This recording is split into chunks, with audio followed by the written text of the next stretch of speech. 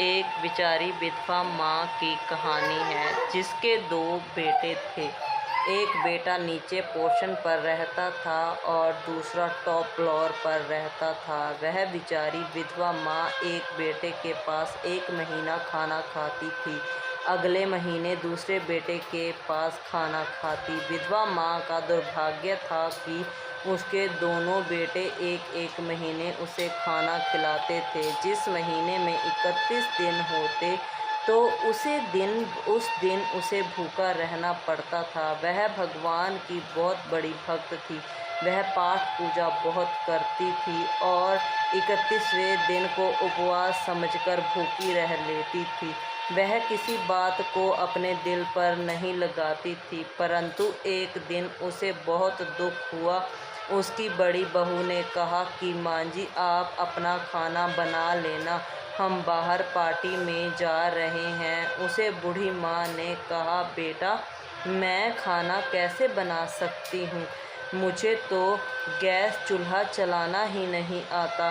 तभी पीछे से उसके बेटे ने कहा, माँ, आज आप मंदिर में भंडारा आज पास के मंदिर में भंडारा है, तुम वहाँ चली जाना और खाना खा लेना, खाना बनाने की भी ज़रूरत नहीं पड़ेगी। और विधवा माँ ने हाँ में सिर हिलाया और चप्पल पहनकर मंदिर की तरफ चली गई। सारी बातें उसका पोता सुन रहा था। वह तीनों गाड़ी में बैठकर पार्टी में जा रहे थे। तभी अचानक उस बूढ़ी माँ के पोते ने अपनी मम्मी और पापा से बोलता है, पापा, जब मैं बड़ा होकर एक बड़ा आदमी बन जाऊंगा तब मैं भी अपना घर मंदिर के पास बनवाऊंगा। माँ ने उत्सुकतावश पूछा, क्यों बेटा?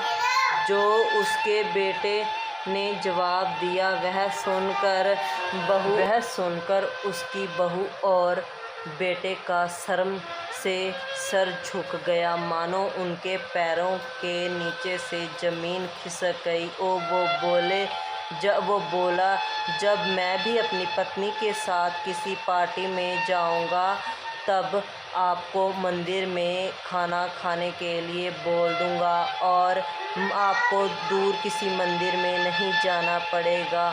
जो माँ अपनी औलाद को 9 महीने पेट में रखती है और कष्ट सहकर उसका लालन पालन करती है, जब वह बेटा जवान हो जाता है फिर वह माँ उसे बोझ क्यों लगने लगती है। जब कोई पिता काम काज करके अपने बेटे को पैरों पर खड़ा करता है, बुढ़ापे में उसकी लाठी क्यों नहीं बनते बेटे? उसे ठोकरें खाने के लिए क्यों छोड़ देते हैं? और हम तो आपसे यही गुजारिश करेंगे कि आप अपने माँ बाप की सेवा करेंगे तो कल को बुढ़ापे में उसका फल आपको ज़रूर मिलेगा, वो भी अपनी औलाद से, क्योंकि औलाद जो देखती है वही करती है। और यह एक ऐसा फल है जो दुनिया का सबसे मीठा फल है।